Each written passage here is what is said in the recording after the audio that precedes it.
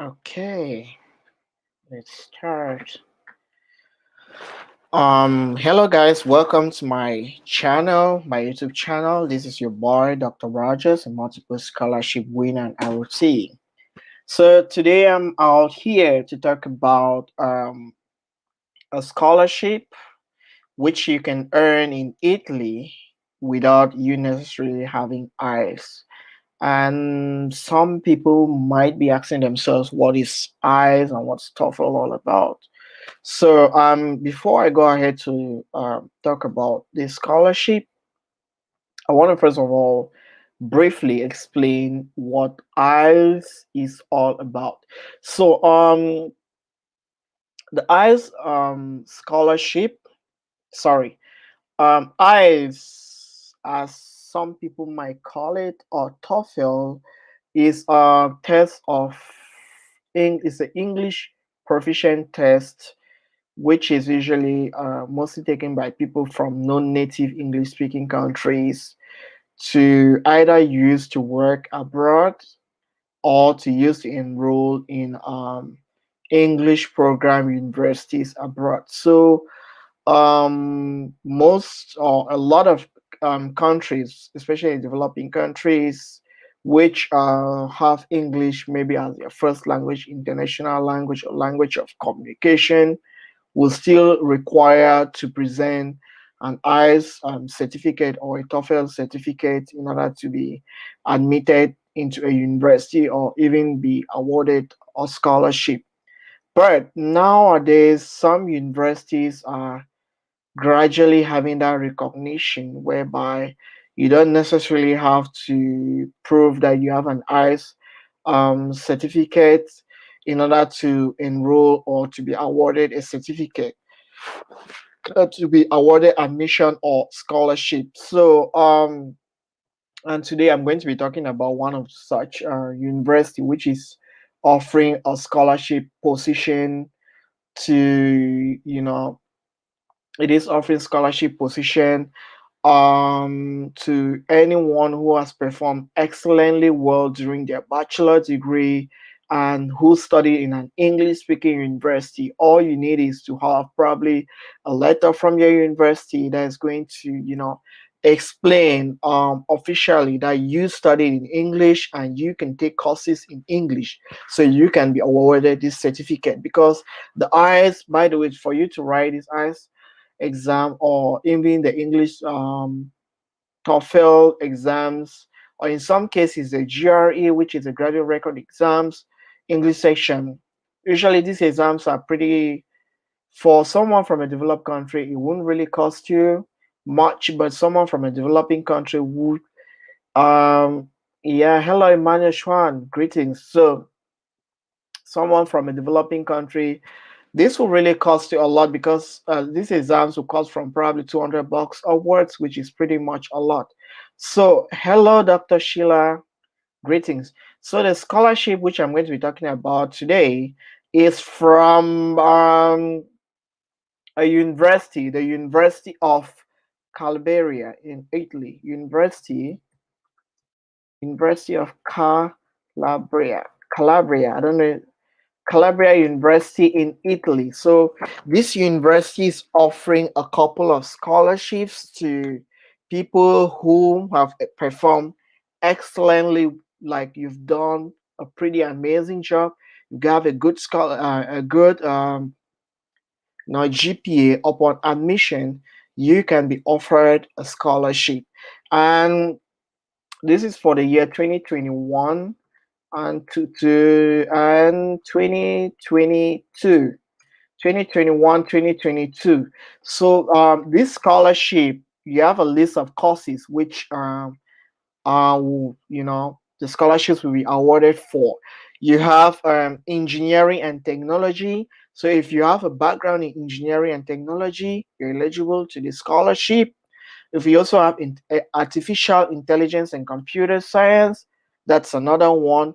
Computer engineering for the internet things, environmental and territorial safety, engineering, and sustainable management. So if you're someone with a background in environmental science, you're also eligible for this. Someone from the natural sciences, you're also welcome to apply for this.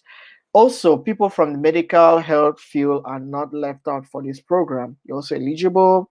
Nutritional sciences, science area, chemistry, mathematics, physics, social economics, finance, insurance. So it covers a wide spectrum of area for to be awarded a scholarship for this one. So the financial benefits, what is the package? What are the package or what is the package of this scholarship? So the package is it includes a university fee of up to 1,000 euro. You can one now 1,000 euro or one, yeah, up to, you have here almost 10, yeah, almost 10,000 or 100 euro, 100,000 euro. Wow, that's a package. That's a package of how much it can cover. That sum, euro, in euro.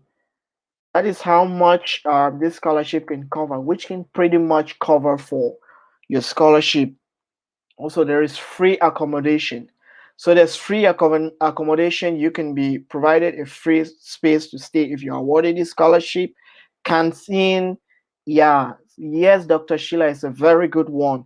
Canteen accesses in the university campus, value of up to 6,000 euros. So it covers this as well.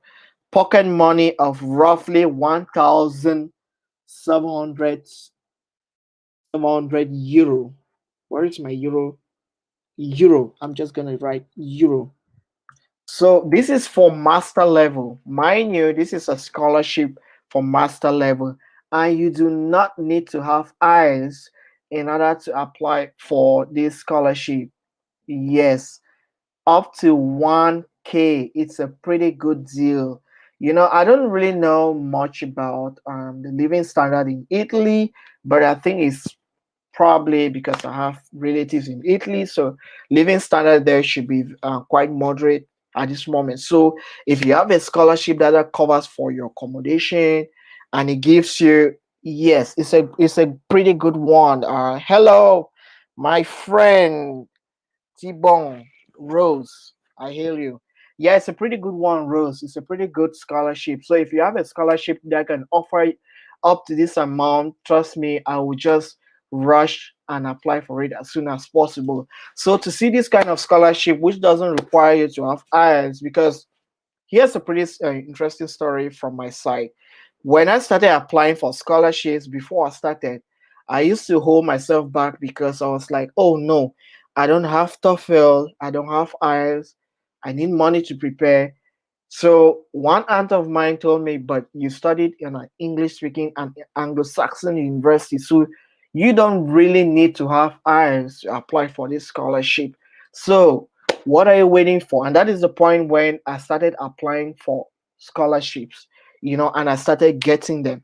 So sometimes you don't have to limit yourself in order to apply for some of these universities, because there are other universities which will require you to have GRE. By GRE, it is a graduate record exam. Most universities in the USA will require you to have this exam. Trust me, this is a very tedious exam. You need time to prepare. Even with the IELTS exam, you need time to prepare. If you do not prepare, you might not get the mark which some universities require you to apply for. So to have a program like this one, which requires you to apply for this program without necessarily, having TOEFL, eyes. Come on, guys. What are you waiting for? Just rush, go ahead and apply for. So the requirements, what are the things you need to apply? So the documents, which of course, for you to apply, you need to apply to the University of Calabria University. Do not give money to anyone to apply for you. Go straight to the university website. Even myself, I'm just sharing the good news. I don't offer scholarship disclaimers. I don't offer scholarships. I can just help you share this good news because I do come across it. I came across it. So my channel is dedicated to sharing this news with fellows and colleagues, friends, family members, anyone. But I can help in reviewing your cover letters, your CV, or whatever. So, that is how I can help you. So, what they require you, the documents you require to apply for, first, most important document is they need your passport. You are supposed to have a passport, because if you don't have a passport, you are awarded a scholarship. you know how are you going to travel? So one very important document is a passport. Well, back in the days, probably back in 2009, 8, 10, 11, back then you could apply for scholarships abroad without having a passport, and once you have it, then you can proceed to have your passport. But now the scholarship, well, from what it gives, I think this is what we call a full scholarship. But the exclusion here is that they do not cover for your flight ticket, and they do not cover for your yeah, your visa application fee. But with that sum of money, probably I think it's something which you will not this is a pretty good one. I'll even call it more than full scholarship, because most full scholarships in Europe, some give pocket money of between 1,100 euro to probably I've hardly seen 2,000 euro. So that is a range within for the pocket money when they cover your tuition. And this one, with this sum of money, it should definitely be enough for you to cover your tuition fee. So I was talking about documents. One of them, which documents which you require or which is necessary, is your passport. Secondly, you need your curriculum vitae, what we call CV. You need to have your CV. And CV too, this is one very important part, very important credential when you're applying for scholarships, because most students, when they're graduating from bachelor degree, the highest your CV can just be up to 2 pages. But how would you make your CV to be very, competitive, so that you can match up or compete with other students from other countries? How do you do this? It is at this point whereby you need to add all the time you volunteered when you were doing your bachelor degree. You need to add any moment when you went for internships, or now COVID, with the coming of COVID now, there are lots of programs online which you can sign up for. Especially the UN has offers tons of these programs which you can sign up for, and get to learn skills, because most of these programs, usually people, they are looking forward to students who are dedicated, hardworking students. Sometimes they're also looking forward to do what we call geographical balance. For example, if they need students from all over the world, and probably you're the only student from Cameroon who applies, you will be selected if you have the minimum GPA. But if you do not apply and you're like, oh, my GPA is not good enough, you might end up not having the scholarship. Like, if I started limiting myself from bachelor degree, I wouldn't have had a scholarship, because when I had my bachelor degree, it was pretty tough and rough in West Central Africa, from where I graduated from. I had just a second class lower division credential. Trust me, when you're competing with someone who scored in East Africa, it's looked upon like minimum. But I was one of the top students in my class, you know. But I started limiting myself, because I was thinking scholarships are just for first class degree students. Nope, nope, nope. You've got to apply, especially where a lot of schools will want to do geographical balance. Unlike when I went to Ethiopia, that's when I started hitting first class, before I started having more and more scholarships. So you've got to start from somewhere before you get high up there.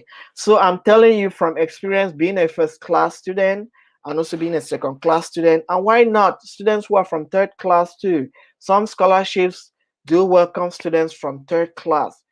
Your GPA, the minimum GPA, which I've seen most of the time, is I think 2.6. That's a third class degree, which is the lowest GPA. The Korean government probably accepts this GPA as well.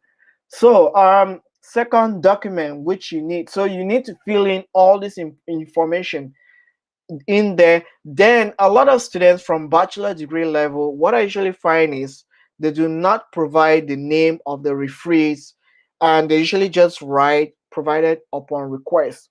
No, you have to put a name because tons of people do apply, like over 1,000 people. So what makes it special for you to for someone to get back to you to request for your references? So put all those juicy things in your CV which will permit people to select you or award you the scholarship.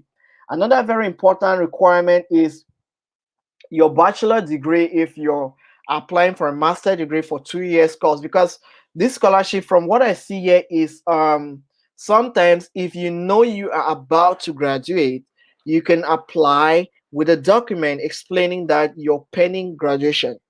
Yeah, I think when I was applying for Korean government scholarship, I was running off with my master's then. So what I did was I requested for a document from my university, Hawassa University, one of the best in Ethiopia. I requested for a document showing I was going to graduate that year. So that document was penned down and signed by the dean of the university. Very powerful document. And this is one tip too. A lot of students don't know about this. Like you can apply for a scholarship the next level if you are certain you are going to graduate as well. Another very important document is that they need the Italian language certificate. Yep, it's a university in Italy, so definitely they will give preference to someone who has Italian. And the reason is pretty simple. They want people who easily, when they do come into Italy, they can easily, integrate into the society. So if you have Italian or you've ever taken an Italian course to a certain level, request from your teacher to give you a document which will show that you have some level of Italian proficiency, and that will be a good one for you to go. But if you do not have it, it is not obligatory. These are just documents to increase your chances of winning or being awarded a scholarship because it's very, very competitive. Another document is your English language certificate is required. By English language certificate is you need to get a certificate from your university which stipulate or states that you studied in English. Yeah, it's very important, not IELTS, because there are some universities which require you to have IELTS. Like I just had a previous live stream with one of my friend from Canada, where she had to speak about nursing programs in Canada. One of them is they require you to have an English language certificate, which is IELTS. They do not negotiate with you. You've got to have that. And the IELTS certificate expires after 2 years. Yep, it expires after 2 years. And usually there is a certain band which they require or you're expected to have in order to be awarded. But this scholarship at the University of Calabria in Italy does not require you to have this scholarship. And of course, they need you to have a university transcript of records. They're expecting you to have your transcript. You're supposed to submit your transcript to your university. And I remember back in the day, your transcript, the submission, you need to check with them. Normally transcripts submitted for scholarships, you cannot send them, so your university will send them upon your request. The reason is that they don't want a case whereby student get to uh, a case whereby student get to play with or tamper with results. So what you do is you request from your university will, and then you provide the admission office address, and the university will post or email the transcript to them. And in most cases, in this case, well, you have to cross check. Sometimes they need the soft copy and the hard copy. So it's very, very important. You should cross check. So other useful documents are like documents whereby you've done volunteering. Like during my own case, when I got up from University of Boya, getting a job from Cameroon at that time was pretty, like very difficult, very hard. So, um, I asked myself, like, how was I going to prove that I've gotten some skills while working,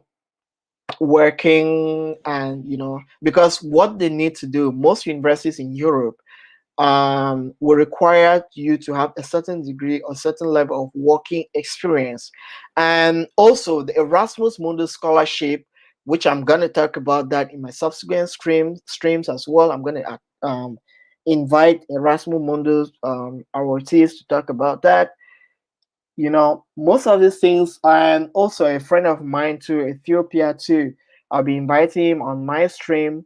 That's something which I'm working on. Need to invite him to share his experience from how he did apply from Addis Ababa to have the scholarship. He's gonna share it. So one in all of them, I'm sharing from my own personal experience. I'm gonna share theirs. So one of the thing is that required to have working experience. What, for example, in Ethiopia, when most Ethiopians do graduate, it's pretty easy for them to have a job, to work, But in Cameroon, for example, it is very hard. So what we do, fortunately for me back then, I had a mentor, like an elder sister of mine, an auntie of mine. She encouraged me to volunteer. Like who like who volunteer who works after a bachelor degree without a pay? Yes, I did that. I did that with my first boss. We're always in touch. So the name of the NGO is called Fab Animal Husbandry. Yeah, that was my first time working for free. So I worked for free. At the back of my mind, because the first day I got into his organization, I told him, "Look, boss," I still call him boss. "I'm doing this because I need to apply for scholarships, and I'll need you to sign me a document when I'm ready."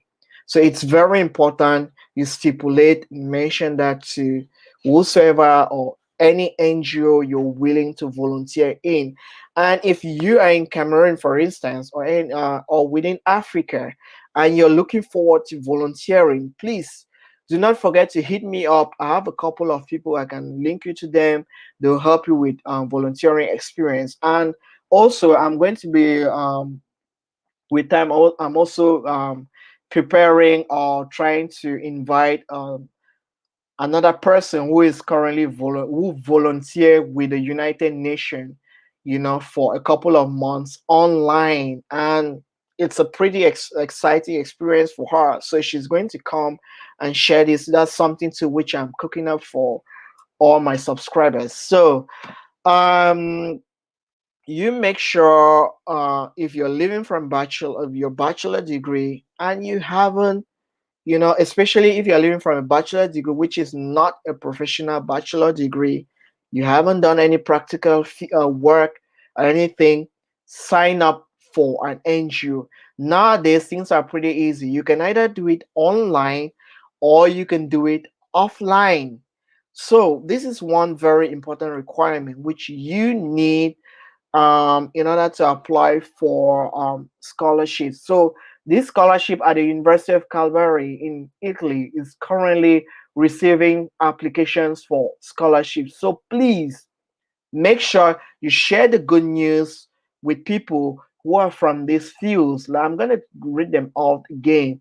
People who have a bachelor degree in physics, in maths, in chemistry, in chemistry, in socio I'm, I'm about to talk French here. No, not French, pas socioeconomy. In social economics, people who have a bachelor degree in finance and insurance, people who have a bachelor degree in natural sciences, environmental sciences, you are all welcome to apply. Please put your documents together, get your transcript prepared, get your CV prepared, get your passport prepared, and get your other documents. You don't need eyes. Get from, I think, the University of I keep referencing University of Boya because that's where I did my bachelor degree back then in Cameroon, or the University of Bamenda, or the Hawassa University, or Cape Free University, or um Kwame Nkrumah University or University of Ibadan, any of these universities, they are all English speaking universities. Get a document that shows that you studied in English speaking universities, and you prepare this document and send forward to University of Calgary and apply and have this scholarship. Like I said, what it covers is it covers for accommodation, it covers for canteen fee, it covers for your I don't know, it didn't mention about health insurance. So the University of Calgary,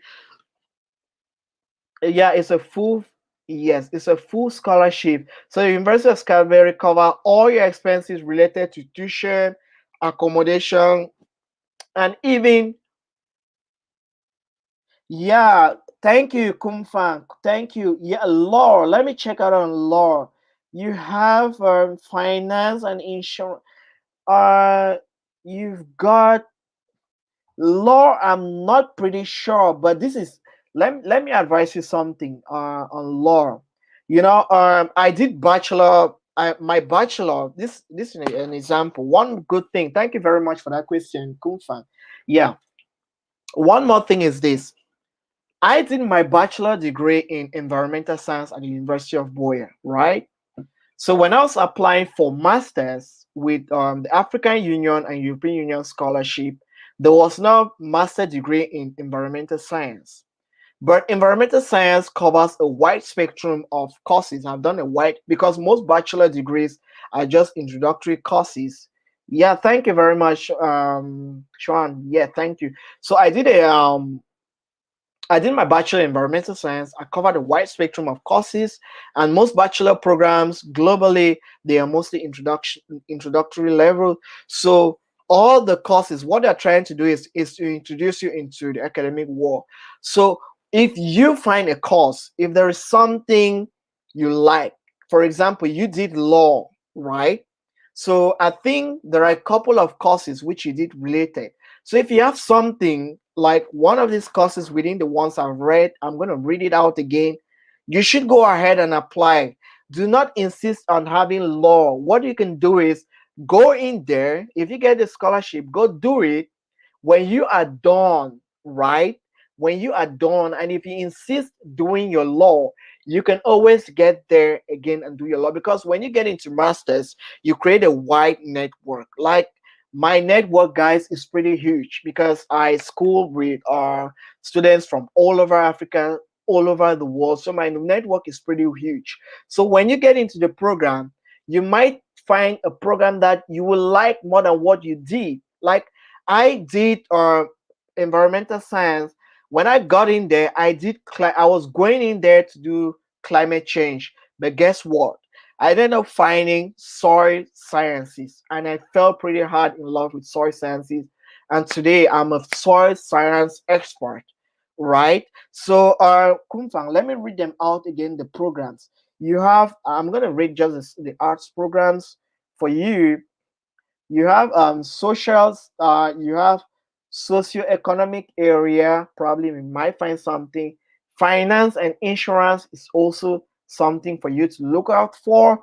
I think those are the two things which are under um sciences. So if you get into those programs, you should try and make your effort and apply. Maybe when you get the admission, when you get in there, you can easily switch and look for the law department. If the same university has a law department, they'll be willing to sponsor that. A lot of universities do that, even with a Korean government scholarship.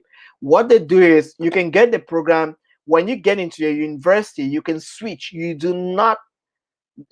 can switch from law. If it's within arts, you can switch from law to political science to any other thing related, but you cannot change universities.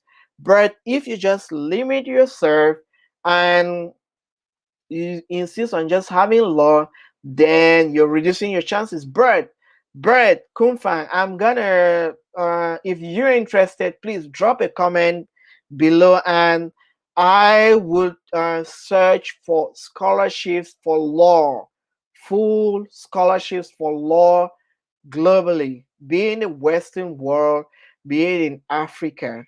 So just let me know in the comment box. So, guys, so if you've enjoyed my stream, make sure you hit on the subscription button, hit on the notification bell. From this week, I'm going to be giving you scholarships back to back from full scholarships globally. And I also have a lot of people I'm planning to, a lot of experts, professors, people in different parts of the world to share their experiences, how they had. Thank you, Kumfa. So thank you very much. So I'm going to be sharing or inviting experts on my stream. People, I have already have someone from Italy. I'm going to be inviting him to share his experience. A very good friend of mine. Trust me, this guy had three or two scholarships. So he was, people, in as much as it's hard for some people to have scholarship, some people in 1 year have two, three, four, five of them, and they even suffer from choice. So this friend of mine is going to be sharing his experience with time. I have another girl which I contacted. She amazing student. She did her volunteering with the United Nations volunteering program online. Amazing, awesome. So I'll be inviting her to another. I have another awesome friend of mine who's a doctor in Taiwan. He's told me about the awesome and lots of scholarships which are found in Taiwan, and he'll be willing to share his experience. So I'm working with him as well. I'll also be inviting a friend of mine to talk about English speaking jobs in Korea for English native speaking countries. And South Africa is one of the English native speaking country within Korea. So lots of people are coming into that. Then I'm going to talk about the postdoctorate programs. There are lots and lots of scholarship programs I'll be talking about. So make sure you hit on the notification bell and stay connected, because I have a lot of juicy things to bring forth to you. Thank you very much for being on my stream. Thank you, Dr. Sheila. Thank you, Rose. Thank you, Emmanuel Sean. Thank you, Kumfang. And please, if I haven't mentioned a name, thank you very much. Thank you, Jasmine Jenny. Thank you, everyone. And you're all my greatest pleasure. And you're the reason why I keep doing this. See you again, my next stream. Take care. Peace out.